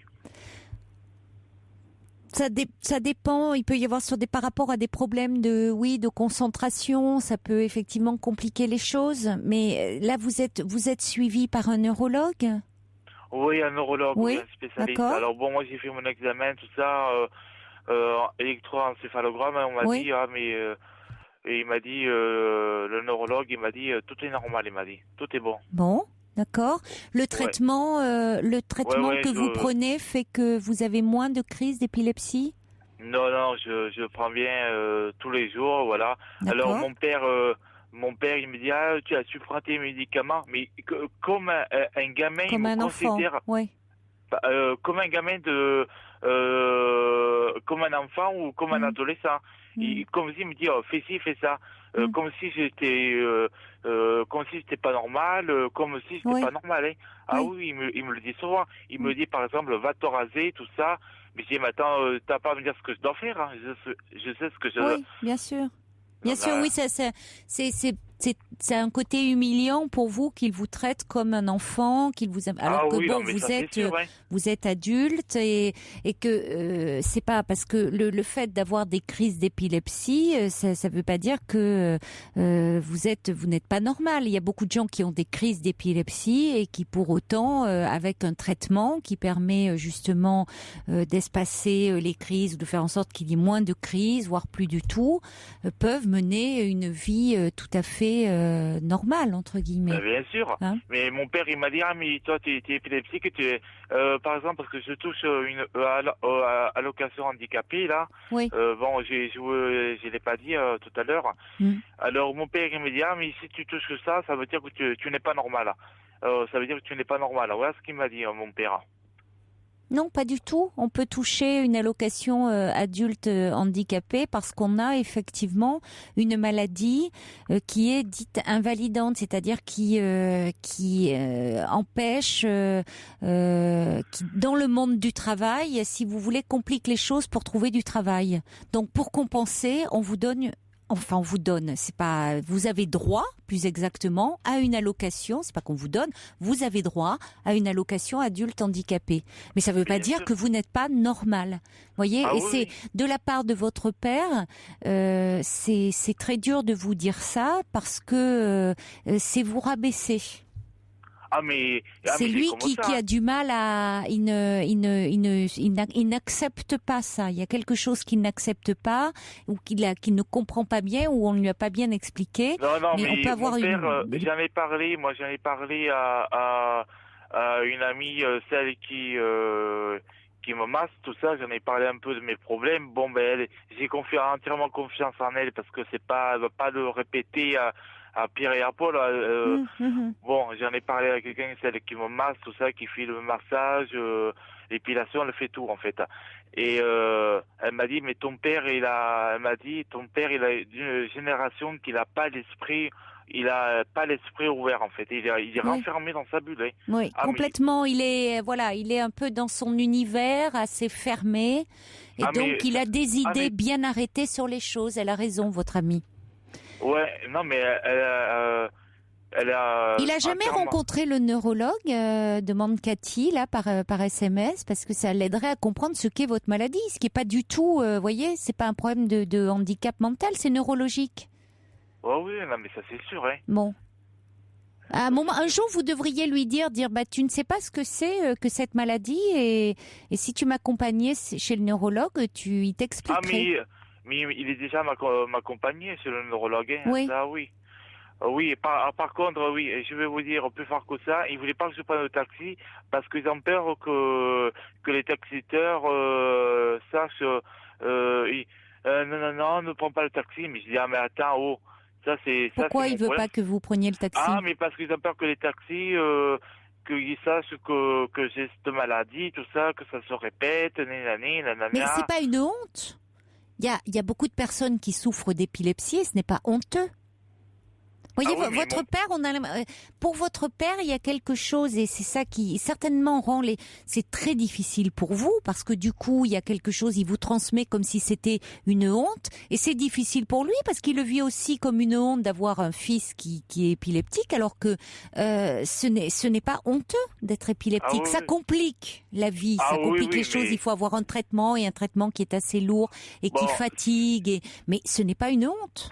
Mais c'est vrai que je vais vous dire honnêtement, je conduis pas, ça c'est vrai, je conduis bah pas. oui, avec votre traitement, c'est compliqué. Et puis, c'est du fait de... Oui, Bon, c'est vrai que le neurologue, il m'a dit, vous pouvez conduire, il m'a dit. Bon, Bon. même le généraliste aussi, il m'a dit, vous pouvez conduire. Bon, le généraliste, il m'a dit, tu peux conduire, voilà, parce qu'il m'a connu tout petit. Et le neurologue, bon, il me dit vous, parce que bon, ça fait pas longtemps qu'on se connaît, voilà. oui. Mais voilà, mais bon, sinon, il veut pas... il me dit, ah non, malheur, si tu en parles à Mais c'est quelqu'un... pour ça, moi, je pense, Sébastien, que quand on vous dit, beaucoup de personnes autour de vous disent qu'il serait important qu'au fond, vous arriviez à sortir de votre milieu familial, parce que ça serait certainement beaucoup plus valorisant pour vous. Là, ça vous maintient enfermé auprès de votre père qui n'arrête pas de vous dévaloriser. Ah oui, oui, Alors, c'est vrai qu'il y a ce problème d'argent, mais peut-être qu'il faudrait voir auprès d'une assistante sociale de votre commune, à la mairie, essayer que quelqu'un, enfin, voyez, pouvoir aller la voir, lui parler, faire une démarche pour pouvoir avoir, ne serait-ce, même si c'était au départ un petit logement, faire une demande d'aide de logement, même si c'est un petit logement, mais vous savez, être un peu chez vous, autonome, que vous soyez moins dépendante de votre père. ouais, non, mais je sais, mais bon... Ben pourquoi vous pourriez pas prendre rendez-vous à la mairie avec une assistante sociale? Ouais, ce que ça m'a pas venu à l'idée parce que bon, le problème, Oui. il faut payer, moi, comme j'ai pas trop les moyens, Mais pas il faut forcément payer. parce que vous pourriez avoir un logement social, vous voyez, en expliquant, c'est-à-dire qu'effectivement, là, on tient compte de vos revenus, de ce que vous percevez, de ce que vous percevez plus votre allocation adulte handicapé. Et donc, elle pourrait vous dire, voir ce qu'il y a comme possibilité de logements sociaux, ou tenir compte de votre situation financière, évidemment. Bien sûr, oui. Ah oui, non, mais ça... Et peut-être aussi voir avec elle qu'est-ce qu'il y a comme possibilité de travail qui c'est ailleurs qu'avec votre père. Parce que votre père, c'est, comme vous dites, il vous maintient, ça vous permet pas de prendre de l'autonomie. C'est lui, vous travaillez avec lui, donc il reste, c'est souvent difficile de travailler déjà avec ses parents. Parce que il conserve l'autorité. On a du mal à grandir. Finalement, il nous voit toujours comme enfant. C'est ce que fait votre père. Ah oui, Il vous considère toujours comme un gamin. C'est Ah lui oui, qui non, vous mais- donne l'argent. Vous vivez chez lui. Enfin, vous voyez, vous pouvez pas être indépendant. Donc finalement, votre vie, elle reste comme si vous étiez encore un petit garçon. Ce que vous n'êtes plus, évidemment. Mais bien sûr. Mais ça... Alors, c'est ce que dit Sandrine, il y a peut-être des possibilités aussi de travailler dans le domaine, je sais pas, des espaces verts ou par le biais des CAT, des mairies. Et elle dit, ça vous permettrait de prendre un peu d'autonomie par rapport à votre père. Et ça, l'assistante sociale pourrait aussi peut-être vous aider, vous donner des pistes là-dessus. Donc, je pense que ça vaudrait la peine de prendre un rendez-vous. Ah Peut-être oui. que vous pourriez, avec l'aide enfin, avec votre mère, ou vous voyez, j'ai- ou prendre aller à la mairie. J'ai une question à vous poser parce que Oui. bon, là, le problème, bon, il me dit, ouais, tu travailles pas, tu fous rien, toute la commune sait que tu fous rien du tout. J'ai dit, ah bon, moi je fous rien du tout. Tous les services que je t'ai rendus, tous les services que je t'ai rendus pendant des années que j'ai travaillé dans les champs, de partout. Oui. Alors j'ai dit, mais t'en as pas honte de me parler comme ça? Moi, des fois, je traite bon, je devrais pas dire les mots grossiers parce que bon. Non, mais ça vous met en colère. Ah oui, non, Mais ça ça me se met hors de moi, comprend, hein. ça se comprend parce que si vous voulez, il vous écrase trop votre père. Alors peut-être parce que lui, il a été habitué comme ça en tant qu'il travaille la terre. On lui a pas fait de cadeau à lui non Parce plus. qu'il a travaillé à l'âge de 14 ans. Eh oui, on n'a Il pas a dû lui travaillé à faire l'âge de de cadeau. Vous êtes son fils. Donc c'est, vous voyez, donc il se dit, c'est pareil, et j'ai pas à lui faire de cadeau, il faut travailler, il faut ce Moi, que vous faites. Le médecin il m'a dit, excusez-moi de vous couper, il m'a dit, le médecin traitant, le généraliste qui me connaît depuis tout petit, il m'a dit, je pense que ton père, il m'a dit, s'il est énervé parce que des fois, il m'a dit, s'il est énervé parce que tu fais pas ta vie, voilà, peut-être que t'es pas marié, Mais peut-être qu'il se fait du souci pour vous. Derrière, vous voyez, le fait qu'il est brusque, par moments il est brutal avec vous. Peut-être qu'il ne sait pas. C'est quelqu'un qui a du mal à exprimer ce qu'il ressent, hein, semble-t-il. Alors que vous arrivez à dire ce que vous ressentez. Lui, bon, il le dit pas. Il le dit sur un mode assez brutal. Mais peut-être parce que, comme vous le dit votre médecin, il se fait du souci pour vous et pour votre vie. Et alors, donc, il fait comme quand vous étiez petit, à vouloir s'occuper de vous, si ce n'est que maintenant, vous êtes adulte, et alors il continue, mais en disant, va te raser, va faire ci, va faire ça, ce qui vous énerve, et ça se comprend, parce que vous n'êtes plus un petit enfant. Et donc, je pense qu'à un moment, ça serait important que vous preniez un peu d'autonomie, mais ça, vous voyez, je pense que s'il y a une possibilité, je pense qu'au niveau de la mairie, une assistante sociale pourrait essayer de faire quelque chose pour vous. Oui, non, et puis, vous voyez, je reçois un SMS de Michel qui est orthophoniste et qui dit l'orthophonie, on peut le faire, ça peut être suivi à tout âge. Et elle dit quand on a des problèmes de calcul qui s'appellent dyscalculie, c'est pas une tare, c'est un trouble de l'apprentissage. Et en fait, elle dit que vous devriez revoir une orthophoniste, et que ça sera un premier pas vers l'indépendance. Et est-ce que vous avez son numéro de téléphone de cette personne, non? Michel, ah non, elle nous a laissé vous savez, elle nous a envoyé un message par SMS, mais non, j'ai pas son numéro de téléphone, mais des orthophonistes. C'est une femme ou un homme? C'est une femme. Ah oui, ça me dit quelque chose, parce que moi, il y a une femme à l'époque, je crois qu'elle s'appelait Michel. Bon, je sais pas si je dois dire la ville. Ah non, on donne pas de qui puisse permettre de reconnaître la personne. D'accord. Mais si vous voulez une orthophoniste, vous pourriez tout à fait. À ce moment-là, il y a certainement un CMP, un centre médico-psychologique, où vous pourriez y aller, prendre un rendez-vous là aussi pour avoir des cours d'orthophoniste, pour avoir des séances d'orthophonie. Ah mais bien sûr, parce que et ça pourrait vous aider. Donc vous voyez qu'il y a des possibilités, mais il faut bien vous renseigner parce que là pour le moment vous êtes trop isolé, Sébastien. Ah oui, non mais moi c'est pour ça que je suis aigri, je suis énervé, je suis madame ma peau, ouais.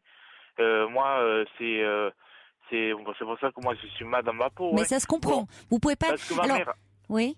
Ma mère elle me dit mais elle m'a trouvé à dire, elle m'a dit au lieu d'aller voir le médecin et d'aller voir les gendarmes, tout ça, elle m'a dit t'as qu'à travailler. Mais j'ai dit attends de travailler. Non mais le problème il est pas là.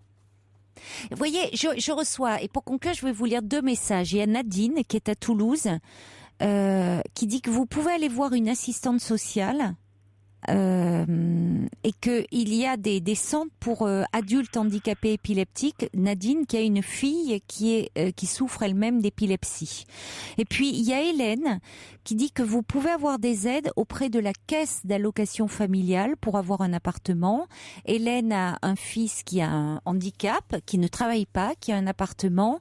Et il y a aussi, Hélène nous dit auprès de Pôle Emploi, handicap emploi, et il y a à ce moment-là une personne qui s'occupe de vous, qui est une référente, qui vous convoquerait régulièrement pour vous trouver un travail ou une formation. Oui. Voyez, donc avec votre allocation adulte handicapé par rapport à Pôle Emploi, donc Hélène dit il y a handicap emploi, et en tout cas effectivement aussi d'aller voir une assistante sociale parce qu'elle dit vraiment vous pouvez vous en sortir, vous avez l'air volontaire et elle vous souhaite, tous les auditeurs vous souhaitent beaucoup de courage. Ah oui, donc il y a des possibilités parce qu'en plus vous êtes jeune, hein, vous avez 30 ans, vous vous rendez compte? 30 ans, oui, 30 ans, parce que je vais vous dire, j'ai 30 ans, oui, c'est vrai que j'ai 30 ans, mais vous savez, bon, il y a des choses que j'ai envie de dire, parce que bon, c'est vrai que ça, j'ai beaucoup de choses à vous dire, parce que bon, il y a mon père, ça c'est vrai, mais il y a une chose que j'ai envie de dire, que moi j'ai raté beaucoup de choses de ma jeunesse, hein.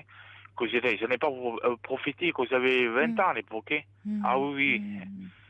Ça, j'ai complètement, j'en ai pas profité. Mais si vous voulez, c'est pour ça que maintenant, il y a beaucoup de choses qui existent et que vous ne savez pas, parce que quand on reste effectivement, vous travaillez auprès de vos parents, vous n'imaginez pas, on n'est pas suffisamment informés les uns et les autres de ce qui existe. Et donc, vous voyez, l'assistante sociale pourrait vous expliquer tout ce à quoi vous avez droit. Donc, vous pourriez téléphoner à la mairie et demander un rendez-vous. D'accord. Oui. Ouais. Prendre un rendez-vous et voir avec elle en expliquant votre situation comme vous l'avez fait avec moi. Parce que ça serait un premier pas, déjà d'avoir un logement à vous. Et puis après, je vous dis, il y a aussi une vie en dehors de la maison là et du travail avec votre père. Il y a peut-être d'autres possibilités de trouver un emploi. Chaque chose en son temps. Parce que votre père, au fond, je pense que c'est pas qu'il ne vous aime pas, c'est que il a quelque chose comme indicatif où il vous surprotège à sa façon, d'une façon rude et brusque, ça c'est certain, mais et c'est vrai que ce faisant, il ne vous aide pas parce qu'il ne vous permet pas il ne voit pas que vous n'êtes plus un enfant. Mais le problème, il me respecte pas. Attends. Vous vous sentez pas respecté, oui. Oui. Mais donc c'est pour ça qu'il faut que de votre côté, puisque comme le dit Hélène, on sent vous êtes volontaire, que vous avez envie d'avancer, d'évoluer, d'avoir votre vie à vous et de la construire, ce qui est bien légitime. Je vous dis de prendre rendez-vous avec un professionnel, de voir une assistante sociale qui pourra vous soutenir dans les démarches pour aller vers plus d'indépendance. Bon courage Sébastien, et puis vous pourrez me rappeler pour me dire un petit peu où vous en êtes si vous le souhaitez. D'accord ? D'accord, entendu. Bon courage, hein, Sébastien. Merci. Au revoir. Jusqu'à 1h sur Europe 1, Caroline Dublanche. Un message qui dit même problème pour moi maintenant que celui de Sébastien. Je suis sous tutelle. Me dit cette personne, ça c'est un autre problème effectivement, la tutelle avec parfois. On l'a vu malheureusement tous les abus qui peut y avoir aussi. Bonsoir Christian. Bonsoir Caroline. Bonsoir. Merci de m'accueillir dans votre émission. Mais je vous en prie, vous êtes le bienvenu. Émission que je n'écoute pas tous les soirs. Mais c'est pas grave. Mais souvent par contre, et que j'apprécie par contre à chaque fois. Mais merci en tout cas d'y participer. Voilà, je vous appelle parce que j'ai un souci avec mon fils aîné qui a coupé les ponts complètement avec moi depuis 3 ans maintenant. Et je vous appelle en fait pour avoir un peu un conseil dans cette situation que je vais vous décrire plus en détail.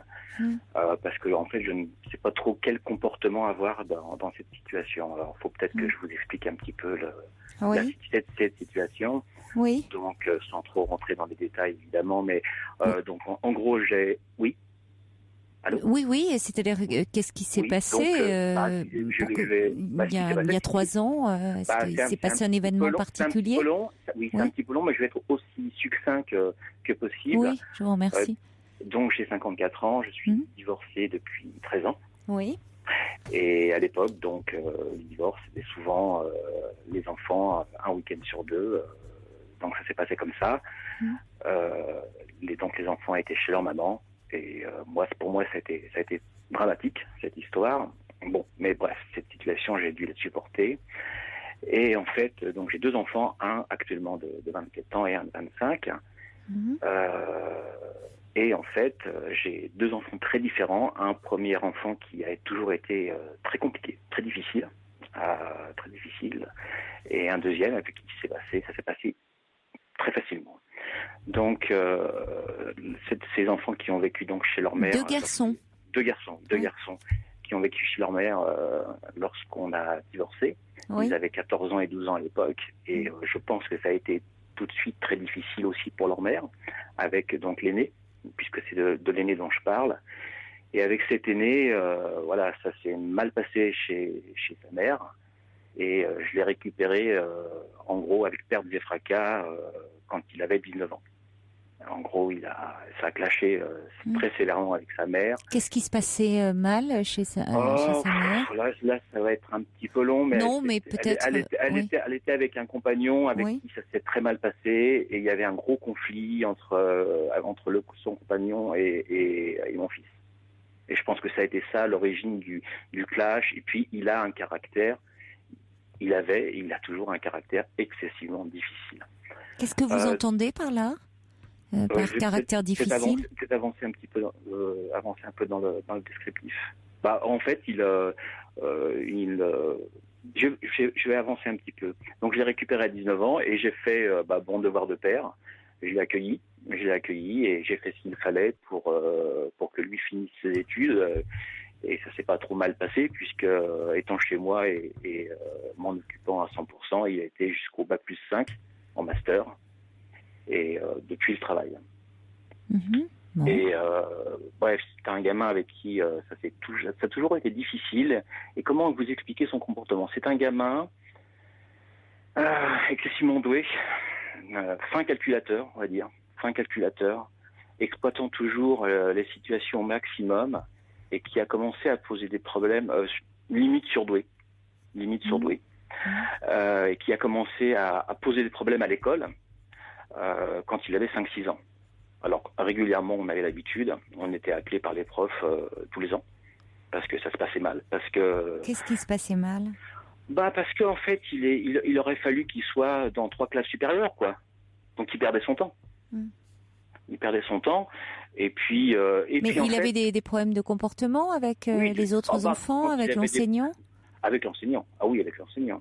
Il a toujours eu, en fait, c'est l'une de ses caractéristiques. Il a toujours eu un refus total de l'autorité, et y compris l'autorité parentale. Donc il a eu un refus de l'autorité de ses professeurs, un refus de l'autorité de ses parents, que ce soit sa mère ou moi, son père. Mais malgré tout, fin calculateur, parce qu'avec les enseignants, il était en refus d'autorité complet, tant qu'il a été jusqu'au bac. Parce qu'il savait que de toute façon, même en ne foutant rien, il avait en gros 14-15 de moyenne.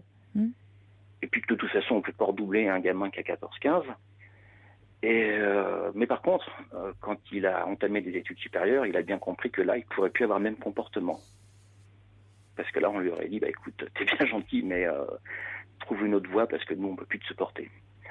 Donc, fin calculateur, ce gamin, je l'ai accueilli à 19 ans, j'ai fait tout ce que je devais faire en tant que père pour qu'il puisse terminer ses études, qu'il a terminé brillamment. J'ai jamais vu, grosso modo, ouvrir un bouquin. Il a été un master, bref. Et depuis, il travaille, et un parcours, donc après tout à fait normal. Et en fait, comportement, donc ce gamin, je l'ai recueilli à 19 ans, il est arrivé à la maison. Par la suite... Comment ça s'est passé quand il est venu chez vous? Mal. Mal. J'ai été appelé au boulot, il avait tout cassé chez sa mère. Il était... Donc vous l'avez récupéré, entre guillemets, dans un contexte très difficile avec vous. Oui, avec vous, comment il avait tout cassé chez sa mère? Non, mais il avait dégommé pas mal de choses. Enfin bon, ça s'est très très mal passé. Bon, donc je l'ai récupéré dans un très sale état. Et avec vous, ça se passait comment? Dès lors c'est un gamin, dès lors qu'on était d'accord avec lui, qu'on faisait tout pour lui et qu'on ne le contrariait pas, tout allait bien, quoi. Tout allait bien. Mais dès lors qu'on lui imposait quoi que ce soit, ça ne l'est plus. En fait, il a exploité aussi. Il a exploité. Moi, j'ai le sentiment que c'est qu'il a exploité une situation chez sa mère. Il a par la suite exploité une situation chez son père. Il a pressé le citron, et quand le citron n'avait plus de jus, il est parti. Alors, la situation, ma vie a voulu que, je suis donc séparé depuis 13 ans, a voulu que je rencontre une femme qui était en province. Moi, j'étais au départ sur Paris, en région parisienne, que je rencontre une femme en province et que une opportunité professionnelle, je dirais, m'a permis de rejoindre cette femme. Mais j'ai gardé ma maison en région parisienne et en fait, le deuxième enfant, lui aussi, c'est pareil. A rejoint son frère dans ma maison sur Paris, et ils vivaient leur petite vie d'étudiants tous les deux dans la maison que papa entretenait, avec un frigo que papa remplissait, avec un ménage que papa faisait. Enfin bref, la vie rêvée, la vie rêvée des anges. Mais c'était pas suffisant parce que quand je rentrais le week-end de temps en temps de province, et fallait encore que je fasse le ménage, les courses. Enfin bon, j'étais un peu bonne poire, mais c'était quasiment la condition sine qua non pour avoir le calme, je dirais. Et puis je lui ai dit, enfin, la moutarde commence à monter au nez, je lui ai dit que ça pouvait pas continuer comme ça, quoi. D'être dans une absence totale de dialogue, que je ne pouvais plus supporter cette situation. Donc un jour le ton est monté. Et je lui ai dit, écoute, là, on peut plus continuer dans cette situation. Moi, je t'avais dit au départ, lorsque ça a clashé avec ta mère, que il n'y avait pas de problème, tu pouvais venir chez ton père, et c'était normal que tu viennes chez ton père. Aujourd'hui, le constat, c'est que on n'est pas dans un bon climat, on est dans un conflit permanent, et moi, je t'avais mis les cartes en main au départ, si c'est pour me retrouver dans la même situation que celle que ta mère a connue, ça ne m'intéresse pas, je n'en veux pas, et tu te débrouilleras autrement. Et donc le ton a monté, mais sans plus, le ton a monté un soir. Sachant que ce qu'il faut quand même dire, ce qu'il faut rappeler, c'est que donc son frère cadet a 2 ans de moins que lui, un peu moins de 2 ans, et qu'avec lui ça se passe très très très bien. Entre vous et lui, entre vous et ce cadet. Voilà. Et comment les 2 frères s'entendent-ils ? Je sais pas, c'est l'omerta, j'en sais rien. Je sais qu'ils se voient peu ou pas. Oui, mais quand ils étaient ensemble, comment ça se passait ? Alors en ce moment, ils se voient peu, d'accord, depuis. Mais... Ils se voient peu ou pas, j'en sais rien en fait. C'est l'omerta. Ça se passait pas trop mal. D'accord. Ça se passait pas trop mal. Comme je dirais petit, comme 2 enfants qui chamaillent, enfin 2 frères qui chamaillent, enfin, normalement, quoi, je dirais. Globalement. Et là, normalement. votre fils, donc celui de 25 ans, avec qui vous avez, que vous voyez, avec qui il n'y a pas de souci, ne vous parle pas de son frère, même s'il le voit, il ne veut pas jouer le rôle de messager. Non, et c'est normal. Oui. Moi, je ne veux pas le mettre mal à l'aise par rapport à cette situation. Il voit sa mère, votre fils aîné ? J'en sais rien.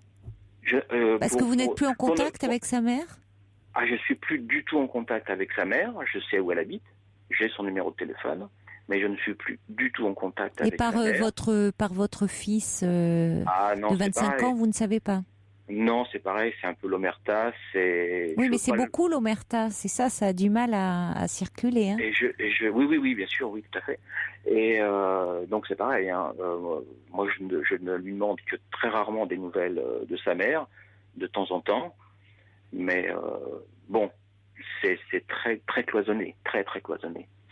Donc mon fils cadet vit chez moi dans ma maison. Oui. Maintenant c'est pareil, il a été au bac+5. J'ai fait aussi ce qu'il fallait de ce côté-là. Il a un boulot, les 2 ont un boulot. Enfin bon, bref. J'ai tenu mon rôle de père, je dirais. Et avec mon fils cadet, ça se passe très très bien. Très très bien. Et alors là, vous vouliez un conseil par rapport à quoi ? Parce qu'en fait, qu'est-ce qui s'est passé il y a 3 ans pour qu'il claque la porte ? C'est-à-dire à un moment quand vous avez dit ça n'ira plus. Un jour, je lui ai dit j'en ai marre. J'en ai marre. J'ai pas envie de prononcer son prénom. Je lui ai dit non, ça peut plus continuer. Et là, le ton est monté. On a été à 2 doigts de se foutre sur la gueule, on va dire ça comme ça. Mais il y a eu aucun geste malheureux, que je pourrais ou qu'il pourrait regretter par la suite. Mais moi, je suis reparti dans ma province, dans ce nouvel appartement là, pour me rapprocher de mon ami, et j'ai appris par la bande, 1 mois plus tard, par son frère, que mon fils avait quitté la maison. Et je n'ai plus jamais eu de nouvelles de lui. Alors... Oui, puisqu'effectivement, vous êtes parti fâché en disant ça ne peut pas continuer comme ça. Non, ça ne pouvait plus continuer comme ça. Donc, oui, mais il n'y a pas eu vraiment d'échange avant. C'est ça le problème. Mais il n'y a jamais eu d'échange. Il n'y a pas d'échange. Il n'y a jamais eu d'échange. C'est ce qui s'entend. Il n'y a jamais eu d'échange. Jamais. C'est-à-dire qu'à un moment, Bon, comme vous dites, vous en aviez assez de contribuer que le frigo soit plein, tout soit plein, enfin tout aille bien, voilà. Et puis à un moment, vous avez explosé en disant, moi je veux plus, c'est plus comme ça. C'est monté graduellement. En fait. Oui, mais si vous voulez, il y a pas eu de, vous voyez, ça manque cruellement d'échanges. Oui, tout à fait. Et l'omerta, finalement, est l'apogée, quand vous dites l'omerta, qui résume bien un peu de ce qui se joue. En même temps, vous avez d'accord, mais je suis d'accord avec vous, vous avez raison. Je veux dire. Mais pourquoi ça se passe si bien avec l'enfant cadet? Parce que les enfants sont différents. Parce que les enfants sont très différents. différents. Ils ont des personnalités différentes aussi. Les enfants sont très, je suis d'accord, et les enfants sont très très différents. Et ce que je me demande, c'est ce que j'ai loupé ou ce que sa mère et moi avons loupé avec le premier, quoi. Ça, vous savez, c'est un gamin qui était excessivement intelligent. Peut-être que sa précocité aussi explique beaucoup de difficultés et qu'à ce moment-là, vous dites déjà petit, il y avait cette difficulté relationnelle, cette difficulté par rapport à l'autorité. Vous n'avez pas, ça se faisait moins, c'est vrai à l'époque. On a quand même été convoqués en dernière année de maternelle. Oui, mais ça, bien sûr, mais ça peut arriver d'être convoqué même en maternelle parce qu'il y a des problèmes avec l'enseignant ou avec les autres enfants. Les enfants peuvent manifester très tôt des signes de mal-être, de difficulté, même avant, à la crèche déjà. On voit des choses, ou même, vous savez, en maternité, on voit des troubles de la relation qui se mettent en place très précocement. Donc, c'est pas surprenant. Oui, mais est-ce qu'à ce moment-là, on ne vous a pas conseillé on ne vous a pas conseillé qu'il voit quelqu'un, On s'est posé la question. Avec sa mère, on était encore ensemble à l'époque. On s'est posé la question avec sa mère. Est-ce qu'il faudrait le mettre dans une classe qui lui corresponde, je dirais, parce qu'intellectuellement ça turbinait là-haut, quoi, on va dire. Et on s'est posé la question, puis on s'est dit laissons-lui le temps de vivre sa jeunesse tranquillement. C'est peut-être pas la peine de le propulser comme ça. Est-ce qu'on fait pas une bêtise? On sait jamais bien. Voilà. Et puis c'était un gamin qui s'est toute sa vie, je crois, emmerdé à l'école, parce que tout était trop simple. Oui, ce qui l'a pas empêché de réussir quand même. Ah non, parce qu'en plus il faisait le minimum. Il faisait le minimum et le minimum était largement suffisant. Peut-être par rapport, c'est pas parce que c'est vrai que depuis 3 ans vous ne vous voyez plus. Il y a eu d'autres faits depuis. Il y a eu d'autres faits depuis. C'est qu'en fait, quand il est parti. Vu tout ce que j'avais fait pour lui et pour eux deux, je dirais, l'entourage a dit mais t'inquiète pas. Oui, mais c'est normal, vous faisiez votre rôle de père à ce moment-là. Mais t'inquiète pas, dans 3 mois il va revenir et puis ça va s'arranger, machin, nana. Je lui dis, je le sens pas comme ça, moi. Et puis le constat, c'est qu'au bout de 3 ans, alors j'ai fait 2 tentatives. Une première tentative de le recontacter par SMS. Là j'ai fait une erreur puisqu'il m'a renvoyé des SMS mais qui sont d'une horreur absolue, d'une horreur totale. Je ne peux même pas les dire en antenne. Il vous en veut. Je ne peux même pas les dire en antenne. Ne les lisez pas alors. Oui. Non. Oui. Mais il a souhaité ma mort. Il m'a dit écoute, essaye de te suicider, ça fera des heureux. Enfin bon. Bref.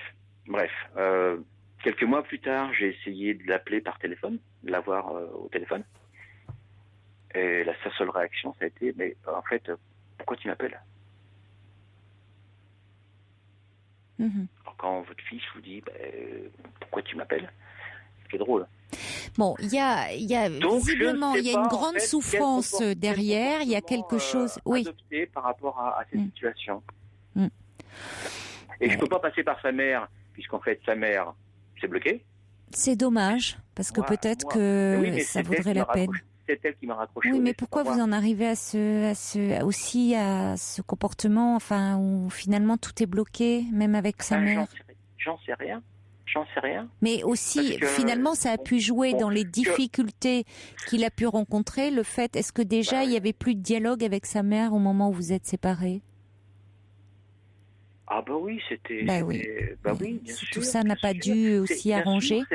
Bien sûr, c'était parce que ça fait vraiment la mère qui à un moment craque, n'en peut plus, tac, je le refile au père, mais ça fait vraiment et en même temps des parents qui n'arrivent plus. Attendez, Des parents qui n'arrivent plus, il n'y a plus d'autre solution, oui, j'ai bien compris, mais des parents qui à un moment n'arrivent plus à dialoguer, y compris autour d'un enfant qui est quand même en grande difficulté, parce que quand on en arrive à ce niveau-là, vous voyez, même à les casser, des choses, enfin, c'est-à-dire qu'à un moment, peut-être que ça aurait été important au moins de se réunir pour dire, bon, il faut faire quelque chose, parce que il est certain que par rapport à une intolérance à la frustration, à l'autorité, ça va poser problème à un moment ou à un autre. Bon, visiblement, ça ne l'empêche pas de refaire ça, d'avoir mené des études, voilà, on peut espérer qu'il est heureux dans sa vie, mais là, bon, il vous en veut, je ne sais pas ce qu'il en est par rapport à sa mère.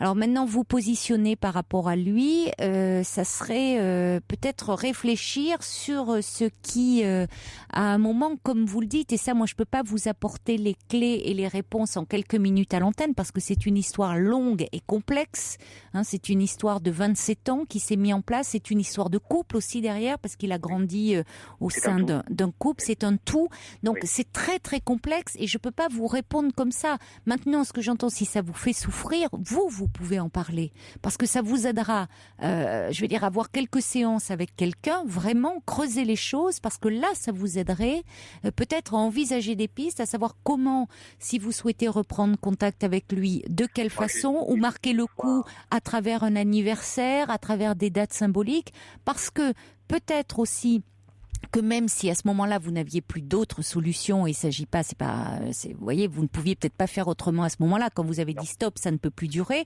c'était peut-être avant qu'il fallait le faire, et qu'à ce moment-là, lui s'est senti un peu blackboulé, abandonné, comme il a pu le vivre au moment de la séparation. Bon, je ne sais pas, lui seul pourrait pu dire ce qu'il a ressenti. Moi, je peux pas vous l'expliquer comme ça, c'est trop complexe. Des alertes, j'en avais lancé, j'en ai pas lancé qu'une d'alerte. Je lui ai dit, ça, je n'en doute pas, mais ça ne peut pas continuer comme ça. Il faut que qu'on vive un peu tous les deux, qu'on soit bien ensemble, qu'on dialogue, que tu m'aides un peu dans les tâches ménagères, dans tout ce que pour faire tourner la maison, puisque moi j'étais à la fois en province pour le travail et puis de temps en temps en revenant sur Paris pour faire tourner cette maison avec 2 enfants qui étaient encore scolarisés, même si c'était des études supérieures, hein. Mais des coups de main, j'en ai pas beaucoup eu. J'ai fait plus que mon boulot, je pense. Je lui ai trouvé du boulot. Enfin bref. Mais c'est ça. Parce que finalement, c'est un petit peu paradoxal. C'est-à-dire que on sent, en même temps, vous dites que vous avez fait tout ce que vous pouviez, et je n'en doute pas. Et en même temps, vous dites qu'est-ce qu'on a pu rater, échouer. Vous voyez, vous êtes dans les deux extrêmes.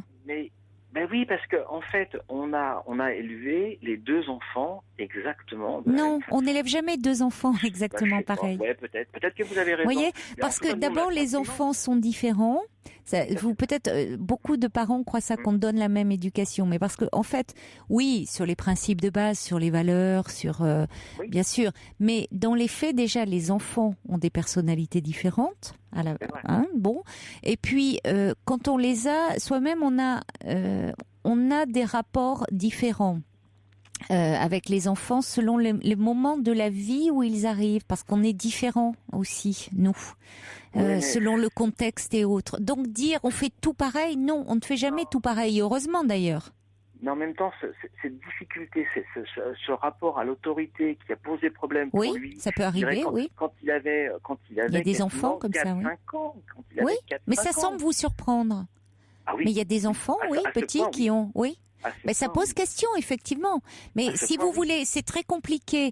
Si maintenant vous me parlez d'un adulte de 27 ans, on peut pas reprendre tout le fil par rapport, et c'est plus un enfant là aujourd'hui. Donc vous voyez, on peut pas se positionner par rapport à lui comme lorsqu'il était enfant. Parce qu'un enfant de 4-5 ans qui a des problèmes d'autorité, on peut reprendre ça avec lui, travailler ça avec lui. C'est beaucoup plus dur vis-à-vis d'un adulte qui visiblement est dans une grande colère par rapport à des choses que lui a vécues d'une certaine façon, qui sont pas forcément la réalité, mais lui les a vécues comme telles.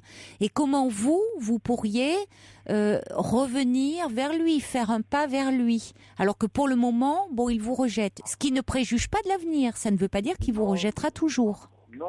Non, la vie fera peut-être que. Oui. Mais je vous dis, en revanche, en parler, peut-être prendre le temps d'en parler et de voir, ça vous aiderait certainement à trouver un positionnement différent. Parce que là, vous pourriez développer, vous pourriez revenir sur des événements qui peut-être vous paraissent anecdotiques, mais qui le sont pas.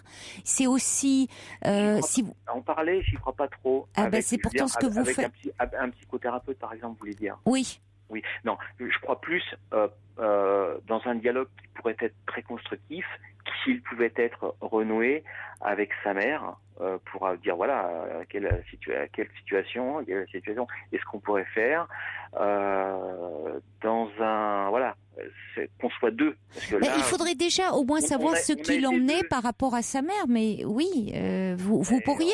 Et qu'est-ce qui vous empêche, d'après tout, appeler sa mère en disant je me fais du souci parce que ça fait maintenant plusieurs années que je n'ai pas de nouvelles de notre fils du souci. Je sais qu'il mène sa vie. Moi, ça me rend tout simplement malheureuse. Ça me rend malheureux, dirais-ce que voilà. J'ai pas de souci parce que je sais qu'il mène très bien sa barque parce qu'il est plutôt doué pour mener sa barque. Et il l'a prouvé dans de mêmes circonstances. Bon, maintenant, ça c'est important déjà. Donc, c'est-à-dire que malgré tout, vous lui aviez, quand vous dites qu'est-ce que vous avez raté, vous lui avez donné suffisamment dans ce que vous lui avez inculqué, apporté pour se construire. Il va bien, votre fils. C'est déjà une bonne chose. Tout comme le deuxième. Voilà. Bon. Alors après, il semble vous en vouloir beaucoup. Pourquoi ? Ça, c'est vrai que pour le moment, ça vous échappe. Vous dites qu'il y avait déjà ces difficultés quand il était petit. Alors, peut-être, après tout, est-ce que ça ne vous apaiserait pas de vous rapprocher de sa mère et d'en parler un peu avec elle ? Ces difficultés, il les a eues avec mais là, on peut pas... mais avec ses professeurs. Oui, j'ai bien compris. Avec l'adulte en général, avec l'autorité. Mais par rapport à votre femme, à votre ex-femme, est-ce que vous ne pourriez pas, l'appeler Oui, elle peut me renvoyer dans mes 22. C'est vrai. J'irai à la limite, il n'y a pas mort d'homme. Bon, si elle me dit, écoute, je ne souhaite pas en parler, mène ta vie. Alors c'est là où vous pourriez en parler à quelqu'un de tout à fait extérieur, qui pourrait vous aider, je vous dis, parce que c'est l'histoire de la relation que vous avez nouée avec votre fils, que la relation, c'est aussi celle qu'il a nouée avec sa mère, votre relation de couple.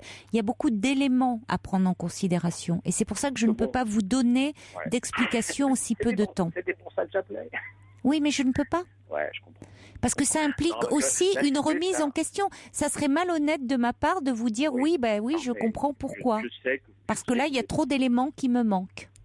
Parce qu'on sait par nature que les enfants développent, et c'est un peu logique, on s'y attend les parents, à une certaine forme d'ingratitude un jour ou l'autre. Non, ça ce sont des idées reçues. La gratitude, c'est déjà une idée. Pourquoi ingratitude ? Non, à un moment, les enfants volent de leurs propres ailes, prennent leur autonomie. Ça ne veut pas dire qu'ils sont dans l'ingratitude. Ça ne veut pas dire qu'ils en viennent à rejeter leurs parents comme ils le font là. Donc non, là, vous essayez de rationaliser quelque chose qui en fait vous fait souffrir. Donc si ça vous fait souffrir, vous pourrez en parler avec un thérapeute pour essayer vraiment d'y voir plus clair. Là, ça aurait du sens de mettre des mots sur ce qui vous fait souffrir et vous trouveriez certainement un positionnement. Bon courage à vous. Au revoir. Jusqu'à 1h sur Europe 1, Caroline Dublanche. Un petit message pour Christian qui dit j'écoute votre émission avec plaisir, je tenais à réagir vis-à-vis de Christian, j'ai 21 ans, je suis moi-même en très grave conflit avec mon père et je peux lui dire que c'est difficile, long et compliqué. Belle nuit à vous, faites de jolis rêves, il est maintenant 1h,